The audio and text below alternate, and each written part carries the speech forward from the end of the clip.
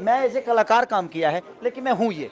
अब वो मानने को तैयार नहीं, उसी बीच में इसके ऊपर बहुत सारी मुसीबतें आती है और वो कैसे दुनिया को बताता है कि आई एम राजा, और लास्ट में ऐसी सिचुएशन आती है कि इस आदमी को मानना पड़ता है कि सच में मैं राम हूँ यार, मुझे ये नहीं बनना चाहिए। दोस्तों, भोजपुरी जगत के सबसे बड़े सुपरस्टार पवन सिंह और खेसारी लाल यादव को एक साथ देखने के लिए फैंस बेताब रहते हैं। भोजपुरी दर्शक चाहते हैं कि पवन सिंह और खेसारी लाल यादव किसी फिल्म या गाने में एक साथ नजर आए। दोस्तों, माना जाता है कि जब ये दोनों स्टार किसी प्रोजेक्ट पर काम करेंगे तो तहलका मचना तय है। अब इस बात पर पवन सिंह ने बहुत बड़ा खुलासा किया है। भोजपुरी जगत के पावर स्टार पवन सिंह ने खुलासा किया है कि वह खेसारी लाल यादव के साथ काम कर सकते हैं। हालांकि कब दोनों की फिल्म या कोई गाना एक साथ आएंगे इसके बारे में कोई जानकारी नहीं है।